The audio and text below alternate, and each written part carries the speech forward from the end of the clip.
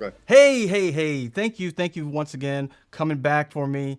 Do have my special guest with me today, Mr. Matt Walsh. First of all, I want to talk a little bit about this podcast and what it is. This is Play in the Back of the Room, where I talk to other people who are in the comedy community like myself, and we have a deep dive discussion about this person's career and about what they're doing. I like to get on different topics, and so today I'm going to be talking to my good friend, Matt Walsh, and we're going to be talking a lot about comedy done with in the real world. I could say hidden camera comedy, but a lot of the stuff that we're going to be talking about that we've both had experience doing was with a camera actually being seen in whatever we were doing. But we were doing our comedy routine, our improvisation, our whatever, with real people out in the real world. So. Yeah, I always felt like that was a different form, a form of comedy in itself. Took different kind of skills, and so I wanted to talk to Matt about that. And plus, I wanted to talk to him about his whole career and about us. This is the good Matt Walsh, by the way. If I don't want anybody to be disappointed. and, Yeah. and, Good Matt Walsh. Yeah, they look at this and we don't start talking about things that they wanted to talk about, whatever. But it's good to have you, Matt. Nice to see you. Thanks for coming. Thank you for having me. So let's get right into it. We've known each other for a long time. We met in Chicago. We were both performing at the Second City. I think that you were in the touring company around the time that I came there, and I came to perform in the ETC, Second City ETC, which is like the second stage in Chicago. Yeah, I feel like I met you in the lobby of Second City. You had just come down from Detroit, and I feel like we had a bit right away. Like, you were funny, and we just did this bit, which probably lived for 3 years, and I wish I remembered it. But right away, we went into the language of comedians, which is always comforting. Like, oh, he's funny. Like, so we were fast friends. Yes. Well, I'll tell you what the bit was, if I can remember it. We would often have our checks. We worked for Second City, and often our checks would be in the box office area. Everybody would come on the day that we got our checks and pick the check up.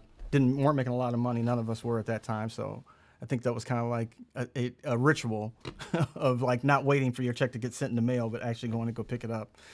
And I think one day I picked up a check of yours that was just an envelope, maybe an empty envelope or something like that, and I handed it to you. And the bit became, I would give you an empty envelope. I'd say, hey, oh yeah, I picked your check up for you, and you'd take the envelope and open it, and there'd be nothing in it. And you're like, what? There's no... I remember it. That's a great bit, because you can... I like bits, too, with a prop. Yes. Like, most bits with our friends are on text chain, but I like a prop bit. Like, it reminds me, Ian Roberts and I had a bit that we did for a while, which was basically, it was one of those ads for like, it was in like the Village Voice, how to enlarge your penis or something like that. And Ian's like, hey, you got that $5 you owe me? I'm like, yeah. And I would go in my wallet, and out of my wallet would drop this ad for how to enlarge your penis. And then I wouldn't see it, and I'd keep digging through my wallet. And Ian's like, oh, you dropped something, and he would read it. And then he would pretend like he didn't read it. And then I'd realize what it was, and I'd go, oh, that's not mine. That's not what I dropped. And he's like, I think. And it was such a good bit. If anybody doesn't know, Ian Roberts is another founding member? Member of the Upright Citizens Brigade, which Matt was a member of. He, Ian Roberts, Amy Poehler, and Matt Besser. They had a television show on Comedy Central for a while. They also were a what would you call yourself? A troupe, a collective, sketch group. So they did have a sketch show, but you also did improv in your sketch show. You worked together for a while. Yeah. Before the television show, you had a stage show, I remember, in Chicago. Yeah. And that was around the same time. Did you guys stop working for Second City to do your stage show, your Upright Citizens Brigade show? No, Matt Besser never worked at Second City, but Ian Right. Roberts and Amy Poehler and I were in the touring company, and we would do tour gigs, but we also would do shows with UCB at like Improv Olympic and other venues. Even at Second City, we did a show. And then in 96, we all quit Second City to move to New York. And you moved to New York. You started doing shows around New York. You started teaching improvisation, which led to you actually finding your own space, theater space, which and pretty quickly, right? Because that would have been 99 that you found a space. Well, we and started found the doing theater and we moved in 98 March. Mm-hmm. I drove out with Horatio Sands, our dear friend. And then in 98, we found a theater. And I feel like in 99, I moved into that theater above it where you lived. That's right. So they had the first edition of Second City was on 23rd Street, I think 22nd, something like that, 23rd and 6th. Yeah, the first UCB was 161 West 22nd. It was an old strip club that Giuliani shut down. Yes, I've talked to people about that, and I don't know if I've ever talked to you about there's an episode of Real Sex on HBO. I don't know if you remember that show. Oh, and they went in the Harmony? And they go into when it was still the Harmony, and our old landlord was also in it because she was the owner of the Harmony of that club. Madeline something, yeah. And it really gave you an idea of what that club was like because they were inside of it. You saw like the sailors. A lot of people, would come during a Fleet Week would come there, and so you saw some sailors come, and and the dancers and stuff. You got a pretty good idea of what the place was from that Real Sex. It was down and dirty. It was like cheap sex was happening there. Yeah, I used to tell people that I got the feeling that there were ghost hookers in my apartment. That was they would take clients upstairs. She had the whole building, so there was like the cabaret show downstairs, and then if you liked the gal, I think you could negotiate a price, and then you could go upstairs for a little more intimate hangout. It kind of felt that way, yeah. And talking to our landlord, who was said was also in the Real Sex documentary, and she talked about her club and stuff. She constantly would bring up sex. This is a good day it's wintertime, time to bundle up with your loved one and cuddle up and have sex. She was bonkers. Oh my God, she was a nut. She told me, "Don't ask me for anything. Don't ask me for anything. I won't fix anything, so don't." Yeah, she was rough. And she also believed in she had some crazy belief in whole food. I remember when we negotiated the lease, we had to go to her apartment in Tribeca, and she gave us like cups of uncooked corn, and she's like, "Isn't that delicious?" Or like just bland ass unroasted peanuts, and she's like, "This is what life's about." And we're all like just trying to please her, like, "Oh yeah, you're so smart. This is delicious. Can we please have the lease now?" So you ended up moving out of that place. You ended up going, and I'm going to take it to a long story, make it a lot shorter. In that you all in UCB, after you had a television show on Comedy Central, all of you members started working on different things. You've all worked on different things in television and film. Obviously, Amy was on Saturday Night Live. You went on, started reciting your career. I went to the Daily Show after Daily Show? 3 years on.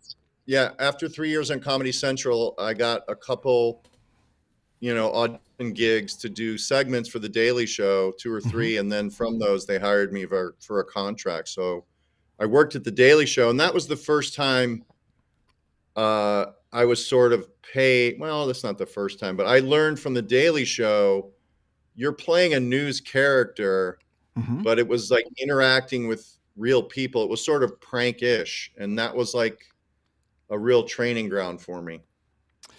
I did a couple of daily. I don't know if you knew that. I did a couple of Daily Show segments too.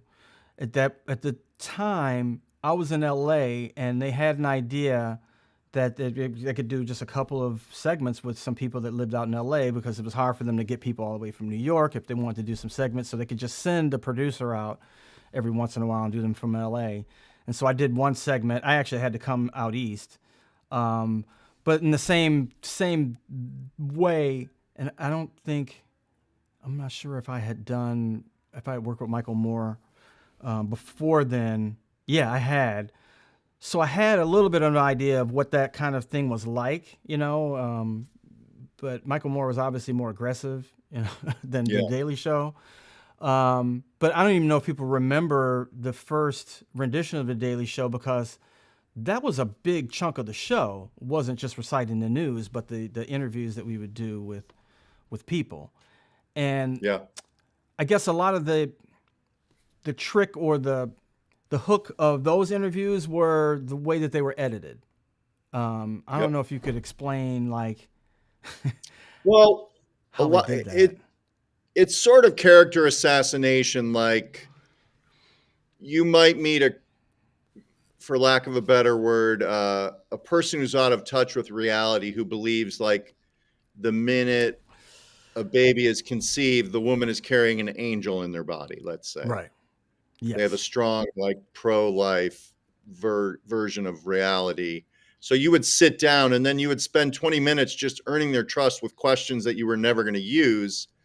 And then you would get to the one question you were there to ask, which was the joke. Or sometimes they would leave and then you would shoot your side and you would be asking them or responding in a way that wasn't matched to what you had done. So they manipulated reality. Yes. And for people who don't know, like that, I actually learned a lot of that with Michael Moore. Is you do a lot of the same thing. Like you have to. The reason that I was working for him was because he had become known, and so it was hard for him to do those kind of interviews because people knew what to expect. And so I and Duff from MTV, we got hired, and we kind of were like his avatars. We just went and did interviews with people. And that same thing, we'd have to gain people's trust until we got to the point where we did ask them the hard question, or that was really difficult for me because obviously that was a lot more political, so it was a lot more aggressive. It wasn't just about getting a laugh; it was about making the people who you were doing it with uncomfortable.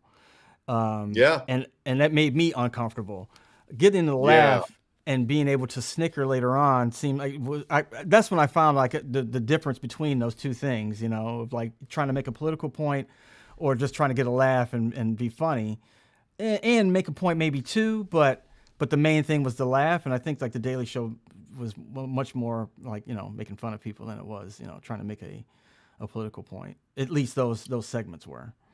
Well, yeah, but the segments were always tied into like, if it was I was there around 2001 when the whole Right. like government apparatus took over and, they were listening to our cell phones and they started the war in Iraq and Afghanistan. And it was like the A little police bit state was different. expanding. So a lot of the agenda of the show would talk about like how many rights are we losing to catch these terrorists, et cetera. Like John would do bits about that. So oftentimes the segments might fit into that. You know what I mean? Mm-hmm. Yeah, well, see, So that was that's post-Bush. So I was pre-Bush. So there yeah, was none of that. There was no Iran. There was no, or I mean, Iraq. There was no Afghanistan. There was no yeah. 9/11. So That that made era, a like big difference. especially when John, yeah, and sorry to talk over you. When John No. took over, it became more political. Like Craig Kilborn and when they had the three hosts, it was very entertaining stuff, funny and ridiculous, uh, and then it changed when John took over. I think he became sharper politically. Well, it was John. He was when Okay, I did when he first took over. I think just okay, things changed. yeah, Priorities changed the after world changed. 9/11. Well, Bush, and it was a big deal too. Clinton was still president, when I did it. So Yeah, yeah, it was different. That's really yeah, interesting. So keeping on that political thing, then I'm going to jump around maybe a little bit. So, but keeping on Comedy Central, years later, you do a show, Man Bites Dog. And it was you. dog bites man. Man bites That, dog is a better title, but Dog Bites Dog Man bites was the man. top. That's right. That's right. A quote unquote a news team that was out getting stories, but that were all played by actors, but that went and got actual real news stories. Basically, is that am I explaining it right? Yes. I auditioned for your part, Oh wow. I don't which think was actually got to go out and improvise in the wild. We actually went to a mall and did some interviews, and they did the whole thing. So there was somebody playing a crew member, there was somebody playing the anchor man, there was somebody playing the producer, did the whole thing. And they auditioned a lot of really good improvisers, really funny people. Because I remember the people that I did it with were actually pretty funny. Do you remember the people that you auditioned with? Or did you audition? I think by the time we went in the field, I think it was the cast of Zach, Andrea, and Miles. Like I Ah, don't okay. remember going in the field with people who weren't ultimately in the show. Mm-hmm. Mm-hmm. So I might have lucked out by like my audition being paired with really good people. I don't Or they hired remember. you guys as a cast? Well, no, it felt like an audition. No, I definitely felt like I had an audition in the real world, but I feel like I was at least working with one or two of those guys, like Zach and Miles, when we went to a mall. Mm-hmm. And what I Yep. what I took away, the lesson of that was like Dan Mazer saying, "All right, the minute you leave this van, you have to stay in character." And then we were out in the real world in character for like 2 hours, and it's a great acting lesson to like the stakes were really high, and it's a different level of commitment than stepping into a sketch on Mr. Show or doing a bit wherever on UCB TV show. It's a higher level of commitment, and it really opened up like, oh, this real world acting is a good insight into how to be really committed. Because, and jumping back, when you did stuff with UCB and you did the sketch show on Comedy Central, you would do every once in a while some things that were some prank kind of stuff, right? But that wasn't a main component of your show. How much would you say was it of the UCB I would say shows that you five. did? Yeah, I would say Yeah. 5%. What was interesting about UCB, and I probably give Besser credit, he was very ambitious with like taking real characters from the sketches. Like Mm-hmm. he did the Unabomber character in Chicago when Ted Bundy was still at large. And then he went to a post office in Chicago with a hidden camera and dressed like the police sketch of the Unabomber and sent a package. And we continued that tradition by doing sketch show, and then at the end of the sketch show, or maybe in the middle, cut into pieces, we would take this real world, insert it into a real world environment. Just yeah, seeing a sketch that you had done that was really like man, just like way ahead of its time. Did you get it? Did Besser get that idea from someone or something, or was that just like a completely original? Because I can't think of anything that was That's happening. a great. You should have him on. Have you had him on? No. Mm-mm. Yeah, I don't know where he got it. I know we did it in Chicago, and I know early on when I met Matt, he had one of the first cameras. It was like one of those two-piece cameras. Like you had to hook it up to a Commodore computer, and you had to wear the VCR on your belt, and the camera was tethered. You know, it was like crazy. Uh-huh. But we would shoot a lot of stuff in the real world because we couldn't afford locations, and a lot of it was prank element. So, and then Besser, I think, did a couple characters in his stand-up that he would shoot pranks with. So it probably happened organically.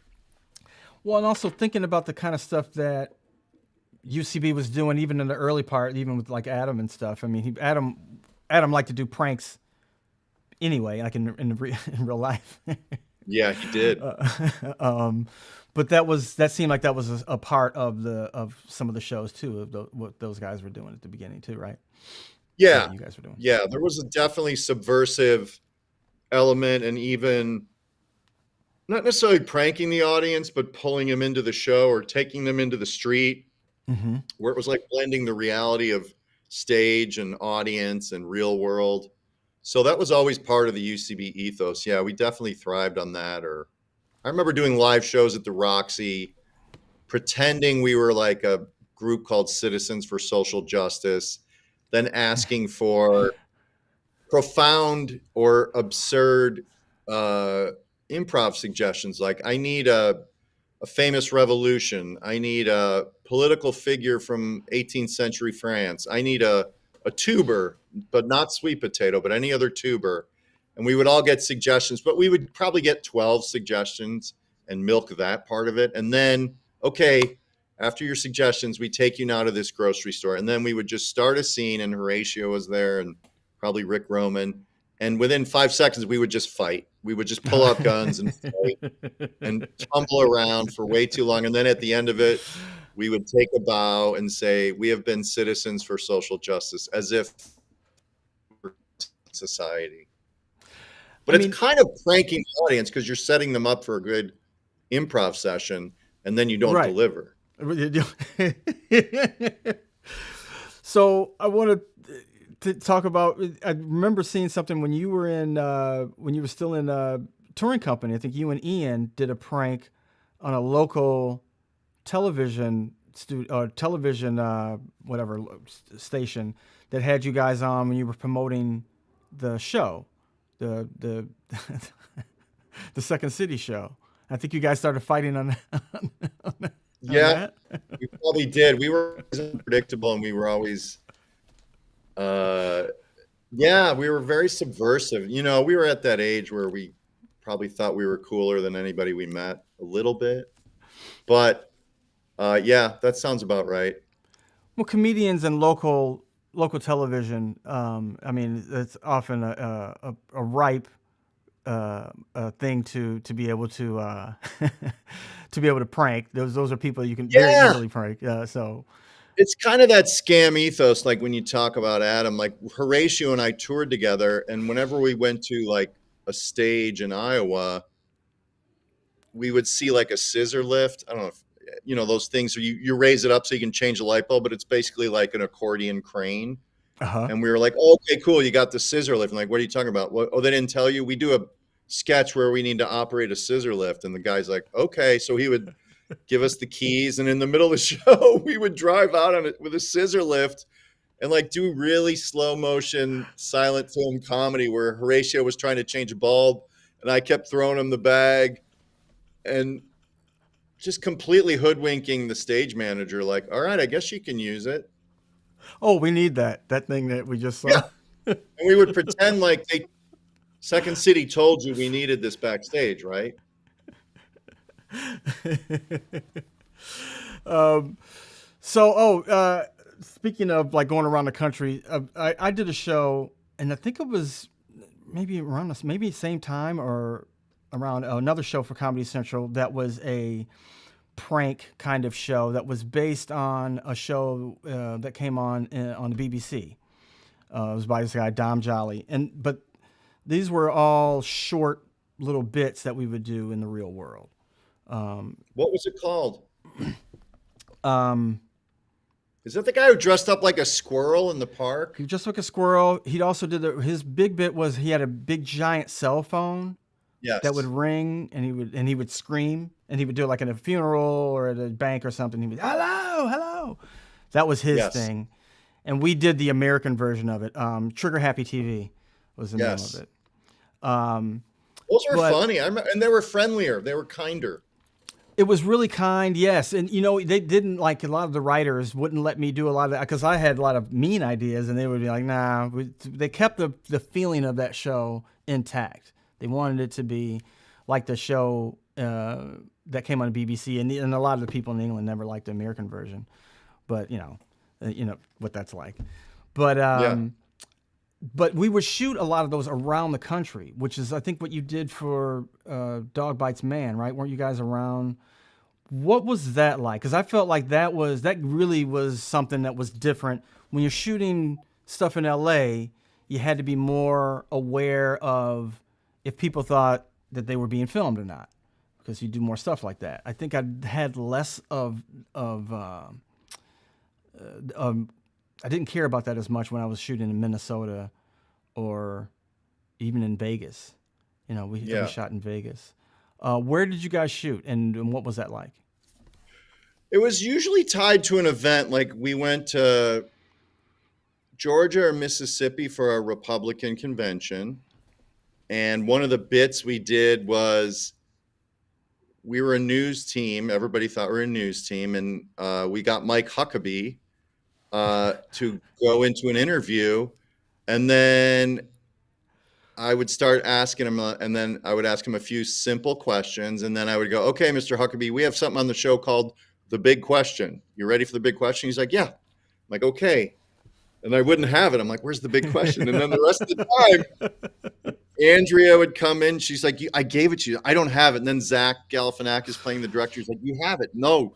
And then Miles would come in. And the whole joke was like, he's like, I got to go. And we're like, please, Mr. Huckabee, stay. The whole joke was to delay someone while these idiots looked for the big question.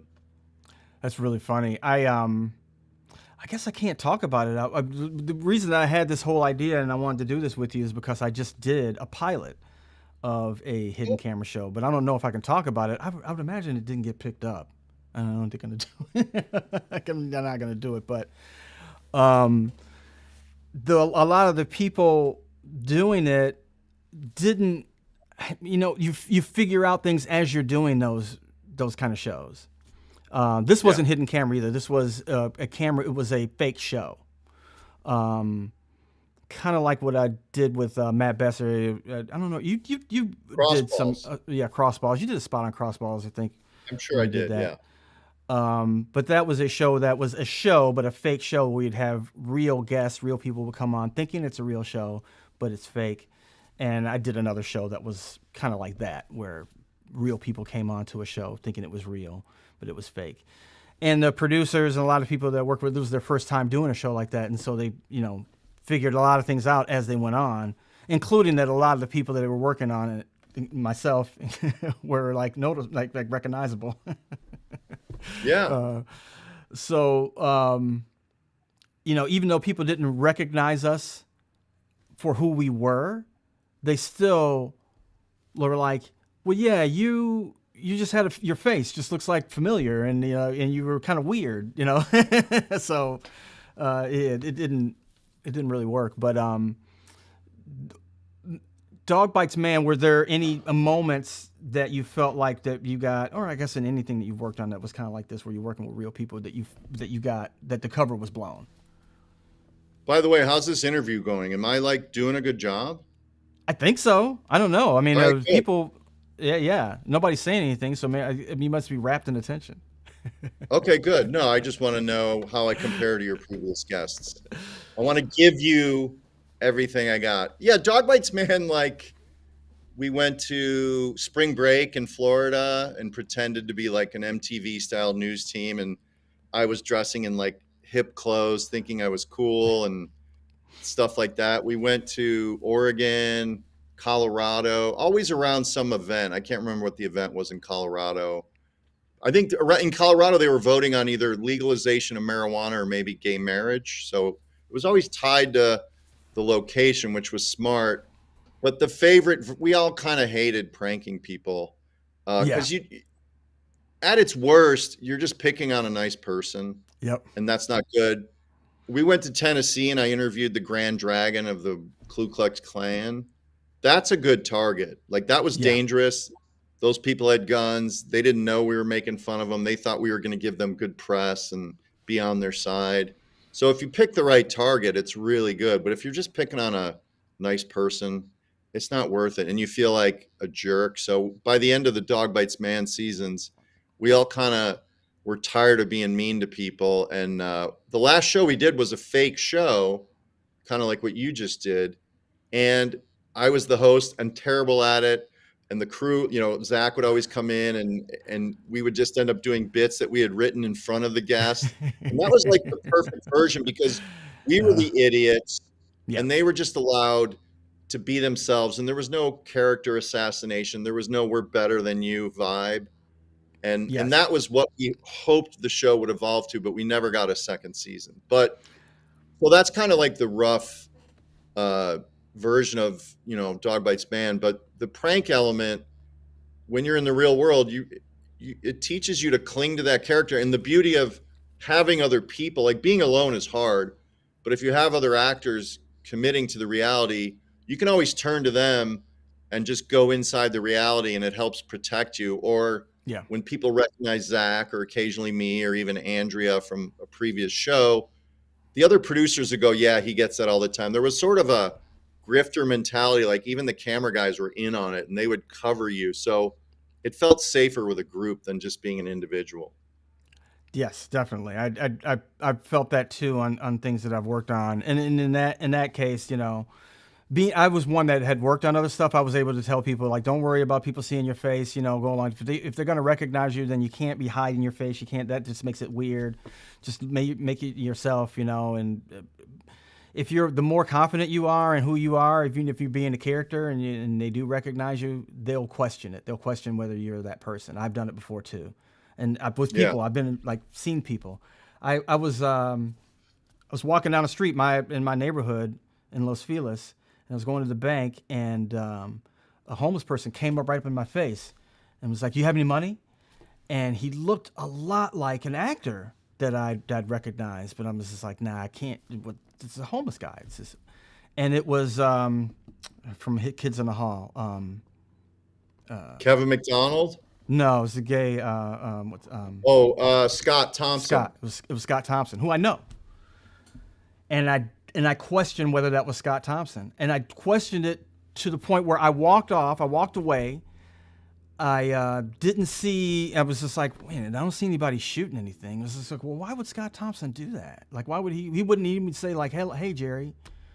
And then later on, I saw him, and he was like, yeah, it was me. We were shooting. We were shooting something, and I was shooting at that bank, and I was playing a homeless person, and I was just going up to people and like seeing who would give me money.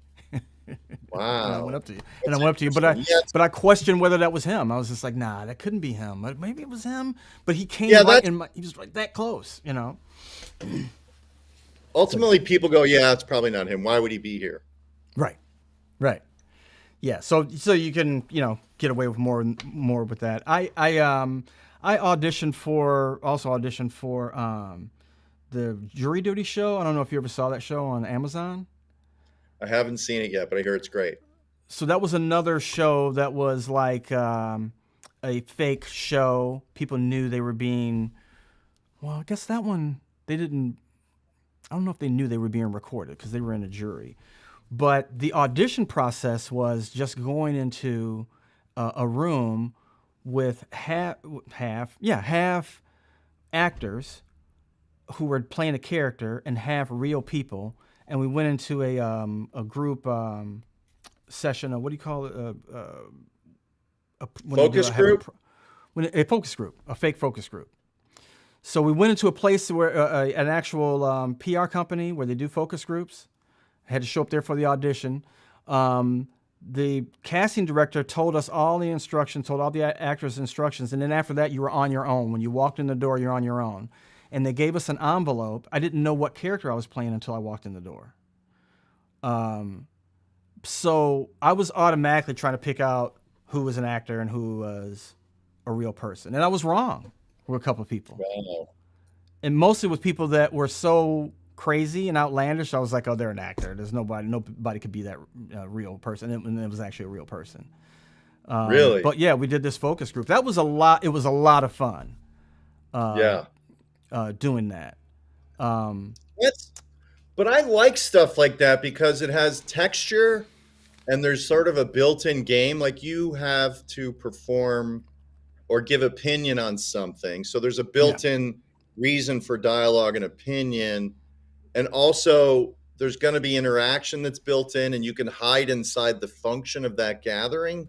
Like that's a perfectly constructed, those are fun. Yeah. And that was one where I was just like, oh, people are going to recognize me. How can I actually do this? I actually didn't take it because they didn't pay enough with the show. I did get hired. But an actor ended up being in the jury anyway. And he just played himself. And nobody thought anything about it. It's like, oh, it's L.A. They did a jury in L.A. and then an actor, it's a good possibility that an actor would be in your jury. And so he just played himself. Yeah. So I wanted to ask you now about the Dictator. I think, was that the only thing that you ever worked on with? It was Bruno. It was Bruno. Bruno. Yeah, Okay. I worked on Bruno. So Bruno, I got pulled into. So Dan Mazer, Mm-hmm. after Dog Bites Man, he's a friend, and his wife Daisy came to America to do a show called Daisy Does America, and I got hired to be a producer on that, and that was sort of prank-esque. Like she was a ditzy version of herself, doing very American things like singing at a rodeo or going to an Elvis wedding chapel and covering America, but with a very ditzy character. So I was a producer on that. And then that brought my name into the circle of these British people who do prank things. So Dan and Sasha created Ollie G, and they were doing their next movie. And I think Dan threw my name in. And that was one of those movies where every writer or comedian in town got to do a few weeks in the writer's room because Sasha was obsessive about getting a million ideas. And Mm-hmm. basically, I ended up doing it for a couple months because I got along great with Sasha and the writer Ant Hines, who's a really sweet guy. He's like Sasha's regular writer. And you just pitch ideas. Like they say, okay, I'm going to meet a Baptist minister who owns 50 Cadillacs, let's say. And I want to keep rubbing my balls on each Cadillac. I don't know, like something like that. And Mm-hmm. so you would just write questions for him to ask the Cadillac guy. You would write exercises like, all right, honk the horn if you think I'm sexy, or I don't, like you would, and it was overwriting, but you were just brainstorming things he could do when he met this person. And he had a clipboard when he went in and he would use them. And that was like really eye opening. What I learned is that guy does a lot more prep than you would think. Like a lot of the things he says were already pitched by a writer in a room, and they'd collected over months of work. He'd have a lot of that stuff on that clipboard. You know, he always had a clipboard when he's doing, if he's doing Ali G or whatever character. Um, what did you feel? Because you were talking a little bit about man, Dog Bites Man, and the style of the kind of stuff that you were doing. Because obviously that stuff was a little bit more aggressive than you can be. Um, there's a style where you make the people look stupid. You don't care how they look. Then you're probably a little bit more careful on the target that you're picking. And then there's a style where you make yourself look stupid in front of them, and the people are reacting to you, right? So in this, you had to. How did you? Was it an easy flip to writing in Sasha's voice, so to speak, or in their voice, in that style?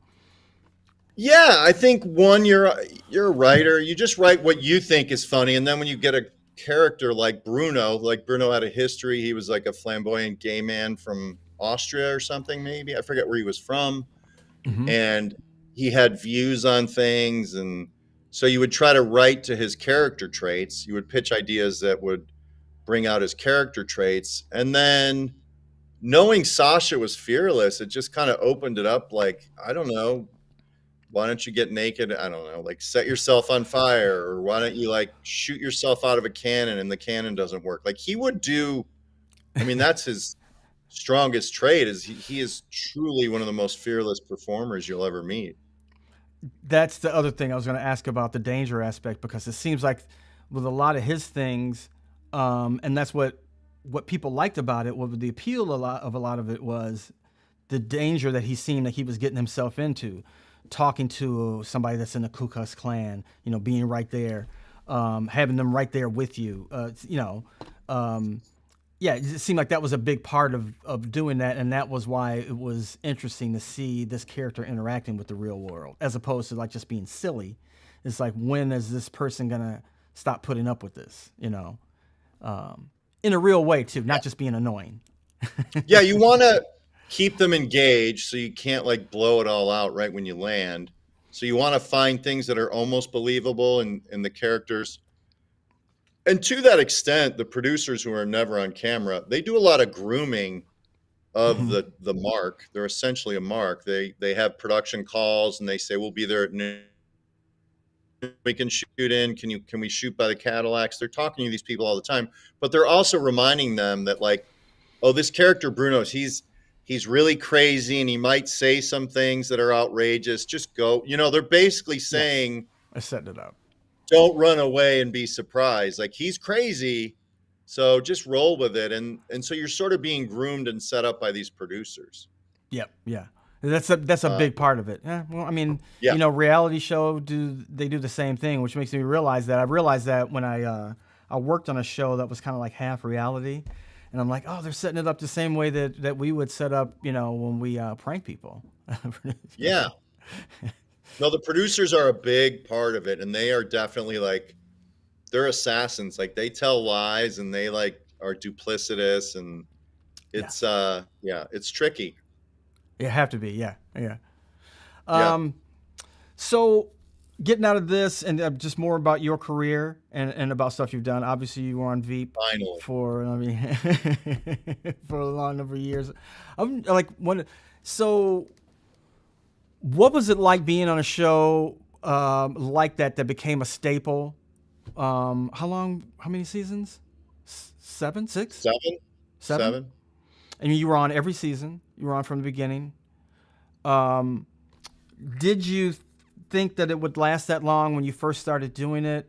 Was it every season? Were you guys thinking like, oh, are we going to be back, or was there a point where you're like, you knew that the show would be back, or were you always on edge about whether it was going to be back, or stuff like that? Yeah, like any actor,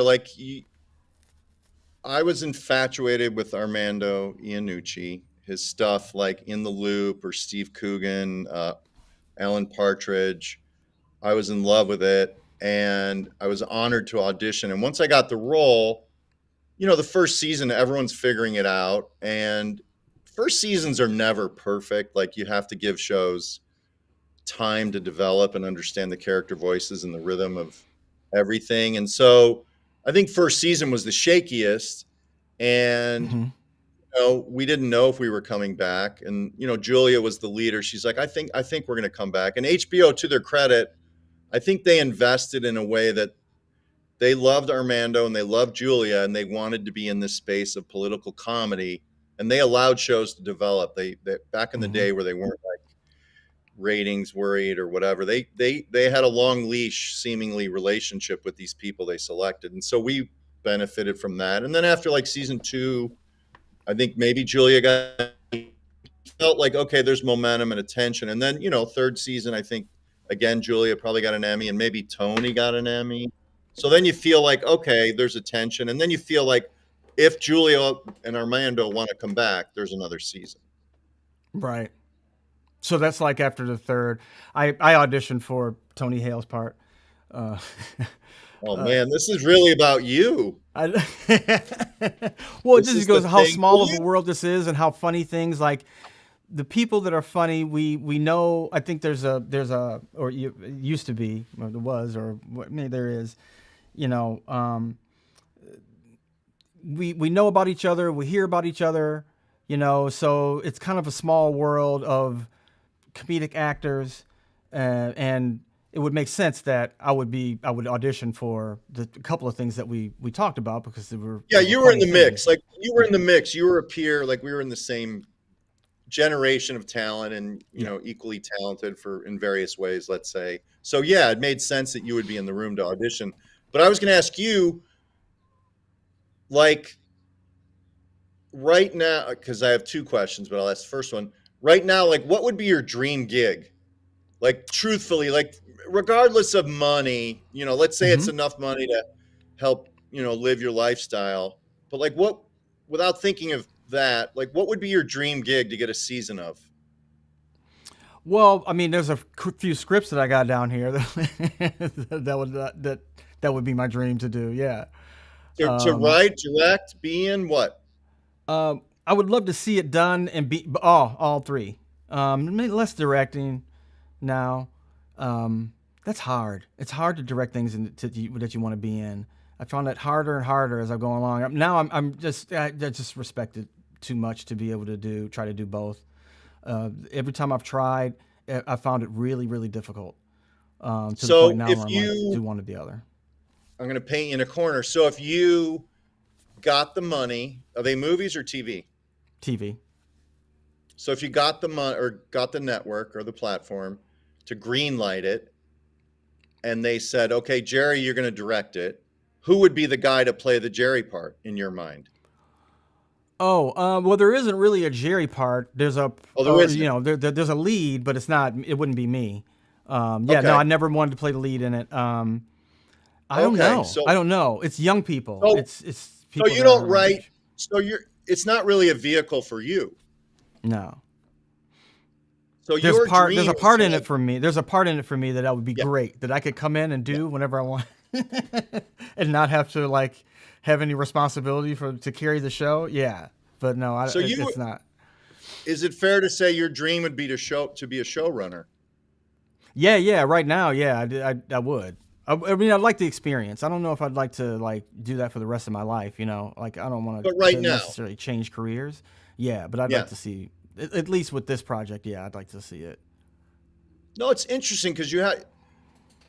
It's a bit of a curse because you have multiple talents. Do you know what I mean? Like I don't know that I would be a good showrunner. I mean, I know I wouldn't be, and I can write, but Why do you think I need that? a because I think the showrunners that I think are amazing, like I, like you, have too much respect for that job, and so I wouldn't want to fake it like I know what I'm doing, or like I have my limitations. Like you need a big brain and an organized mind, and like I have some skills to do it, but ultimately I'm not. That's not my skill set. So Hmm. uh, it's just interesting. You have multiple talents, so in a way, it's a curse because you could do a lot of things well. But I like that. I like hearing that that would be your dream because I think you would be good at it right now. Like, not to say you don't have to declare I'm only going to be a showrunner. I just find it interesting. I still feel like part of me is like I just want to do comedy and be in it. I don't need to be the star, but I want to be in a good ensemble comedy and Hmm. contribute to the writing in a way that like I don't need to write full episodes, but when I get there, I want to pitch ideas, I want to shape the material. I wouldn't mind writing an episode or two with someone, but I never, so that's simply my dream is like to get inside something again cuz like Veep offered that, or the things I've done that I loved, they hit that sweet spot. UCB, Daily Show, Dog Hmm. Bites Man, Veep, uh, the favorite things I've done, even a Todd Phillips movie, I was allowed to create and contribute to the comedy. How much did you guys get to do on Veep? I mean, I know a lot of the character development because, like I said, I auditioned for Tony Hale's character, and when I saw him do it, obviously I'm not going to do what he did. I was Yeah. playing a character like that, and I think that's why they had me audition for it previously, like in another show. But um, he obviously he made the character. Like that wasn't what he was doing. I felt like wasn't written into that, and I felt like that was probably possibly what you guys did a lot with your character that you were able to. I don't know if I got you stuck here. Yeah. But were you? How much did you guys contribute to the creation of the show, like your characters and stuff? I don't think the creation of the show we had any the inception and the concept and the form of it was all Armando and the writers. I think once we got in the room and were able to rehearse, I think the writers loved seeing us on our feet and they captured our voices and strengths and they transformed the characters as the show went on. And then Hmm. in those rehearsals, we would discover new beats or new jokes, and then the writers would write them down and then reflect it in the next draft. So we used improv, and then but on the day you could always pitch an idea, or when we did rehearsal, the camera crew wasn't waiting on us. We were literally allowed to like discover how we're going to do the scene, and there might be a vase that like Tony's like, I want to drop this, or Julia, you drop it and I'll catch it. Like there was always things we could discover before the camera crew came in, and so that was a very inviting place to collaborate. And so that's ultimately, like you talk about doing an indie. One of the beautiful things about indies is like you get tremendous agency to create the role because they know there's not a lot of money and nobody's getting paid, so it has to be creatively rewarding. And the only reason Yep. people sign on, like us, is to really bring something to full realization and have no strings attached. Not that I'm a bully about my ideas or you would be, but I want to be heard and I want to be valued. And I'm also willing to take no for an answer, but I want to be in there. Great. Well, I'm keeping time on for you, keeping track of time. That might be a good place to end it. You said something I really got 5 profound. more minutes if you wanna do a speed round, I got 5 minutes. What do you what's coming up? What are you doing? The state of UCB. You can say like your whole contribution, what you're doing right now. What's going on? I'm putting together a book about UCB from, like, 1996 to 2016, so that'll come out in a year or 2. Um, I just did an indie movie called The Unexpecteds, which is, like, on iTunes, Amazon, everywhere. And I'm doing these improv shows with a group called Bluebird, which we should probably pull you into at some point. It's a bunch of people from our generation of performers, guys like Brad Morris, Tim Meadows when he's not working, Rachel Dratch, Stephanie Ware, Joe Canale, Mark Mm-hmm. Evan Jackson. We just go around the country and do long form improv, and that's been really fun. And I might go to Oklahoma for an indie movie come December.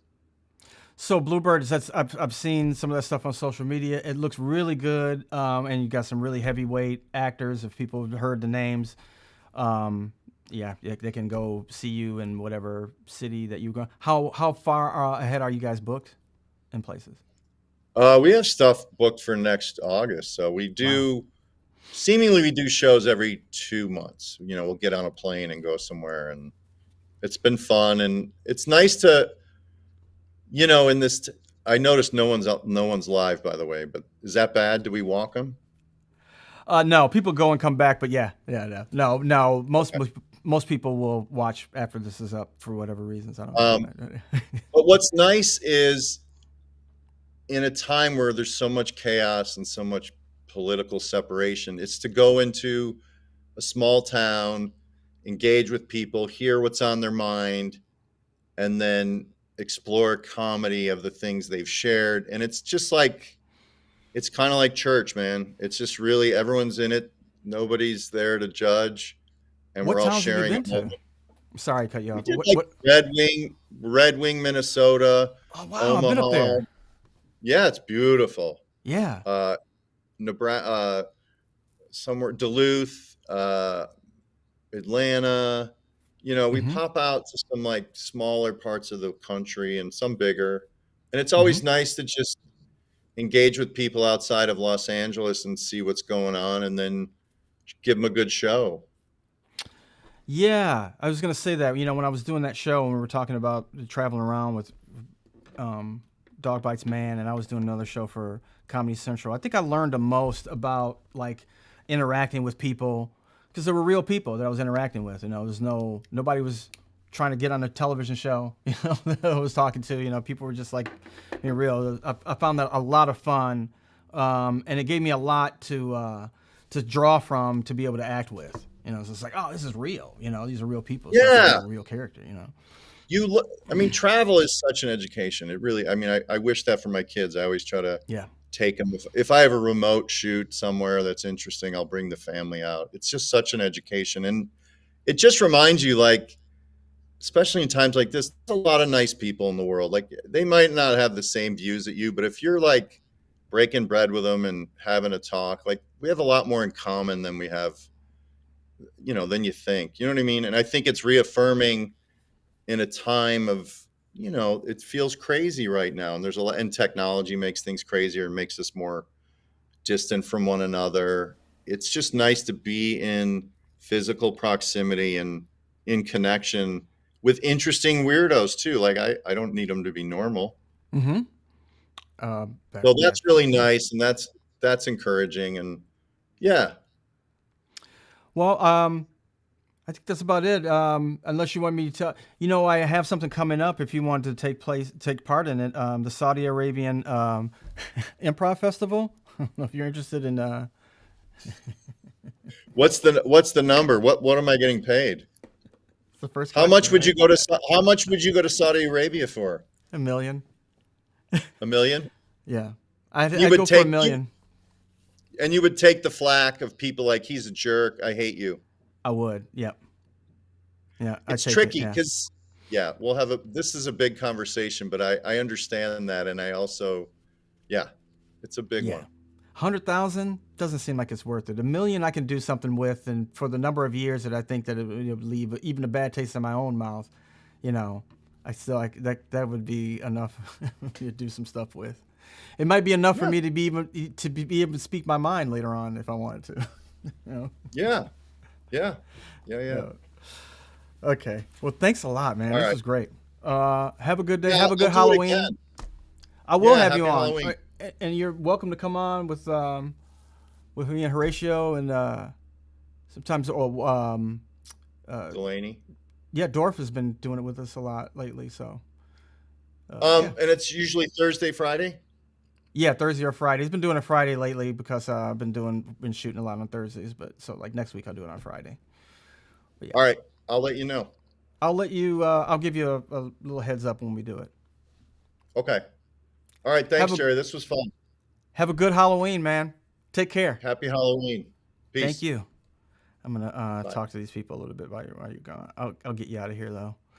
Hey, thanks a lot for coming on, playing the back of the room. I'm gonna do some more promoting this, so hopefully a lot of people will be able to see this video. It's precisely the kind of thing that I wanted this show to be. You got to see Miss Royce, you're on the water pipe, I know. But yeah, you got to see somebody talk about what they do, about this craft, this art form that we do, people who take it seriously and who've had a lot of experience doing it, and how they do it, what goes into the mind, how they create this stuff, and hopefully you can learn something, and you can see how real nice people, decent people do this. Anyway, thanks for joining me again. Hope you see us next week. I'll be back next Friday doing another live stream and working on getting another guest, so I'll let you know who that's going to be. And once again, take care. Have a happy Halloween. I should have come on a costume, but my costume's too big. I'm a chicken. I did show it a little bit in my other live stream, but it has some copyrighted music in it, so I don't know how long that's going to last in there. Anyway, thanks.